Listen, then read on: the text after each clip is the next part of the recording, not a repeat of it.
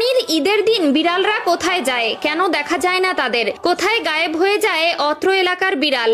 এছাড়াও পৃথিবীর মধ্যে কোন জাতি বিড়ালকে কোরবানি দিয়ে থাকে? এছাড়াও বিড়াল কিভাবে ভূমিকম্পের আগাম বার্তা বুঝতে পারে এবং তার মালিককে রক্ষা করে? এছাড়াও যারা বিড়াল পালন করে তারা কিভাবে ব্রেইন স্ট্রোকের হাত থেকে বেঁচে যায় তা কি আপনার জানা আছে?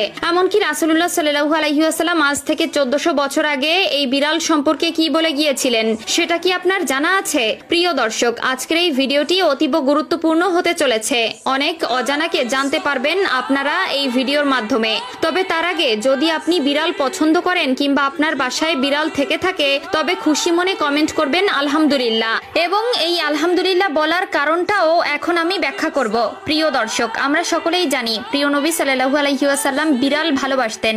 এই বিড়াল সম্পর্কে মহানবী সাল্লাল্লাহু আলাইহি ওয়াসাল্লাম কিছু হাদিস বলে গেছেন আমাদের, যার মধ্যে রাসূলুল্লাহ সাল্লাল্লাহু আলাইহি ওয়াসাল্লাম আবু দাউদ শরীফের 754 নম্বর হাদিসে ও তিরমিজি শরীফের 92তম হাদিসে বলেন, বিড়াল কোনো অপবিত্র প্রাণী নয়, বরং এটি তোমাদের গৃহপালিত প্রাণী। এছাড়াও রাসূলুল্লাহ সাল্লাল্লাহু আলাইহি ওয়াসাল্লাম আমাদেরকে বিড়ালের প্রতি দয়া করা নিয়ে একটি ভয়ানক হাদিস বলে গেছেন, যেটা সহিহ বুখারীর হাদিস নম্বর 3318 এবং সহিহ মুসলিমের হাদিস নম্বর 5717তে বলা হয়েছে, একবার রাসূলুল্লাহ সাল্লাল্লাহু আলাইহি ওয়াসাল্লাম এক মহিলার কথা উল্লেখ করলেন যে একটি বিড়ালকে বন্দী করে রাখায় তার উপর আযাব হয়েছিল, কারণ সে বিড়ালটিকে খেতে দেয়নি এবং মুক্তও করেনি যাতে নিজের খাদ্য সংগ্রহ করতে পারে। এছাড়াও আধুনিক গবেষণায় উঠে এসেছে যারা বিড়াল পালন করে বিড়ালকে ভালোবাসে ব্রেইন স্ট্রোক এবং হার্ট অ্যাটাকের সংখ্যা কমে যায়।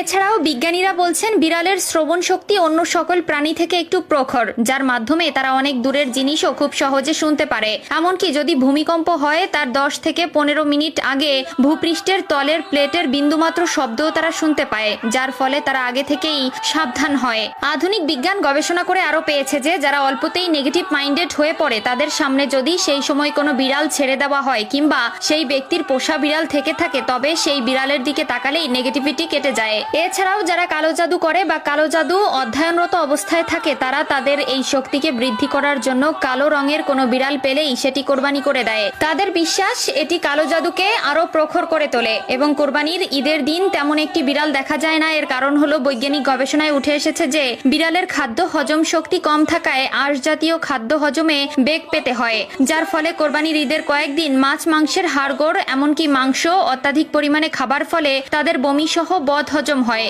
এবং তখন তাদের কাঁচা সবুজ ঘাস খাওয়ার প্রয়োজন পড়ে, যার ফলে তারা লোকালয় ছেড়ে নির্জন এলাকায় ঢুকে ঘাস খায় এবং বিশ্রাম নেয়। তাই প্রিয় দর্শক, বিড়ালের এত গুণাগুণ জানার পরেও যদি কেউ বিড়ালকে ঘৃণা করে তবে সে মূর্খ ছাড়া আর কিছু নয়। তাই তাদের বিড়াল পছন্দের বা যাদের বাসায় বিড়াল আছে তারা একবার কমেন্টে আলহামদুলিল্লাহ বলে যায়।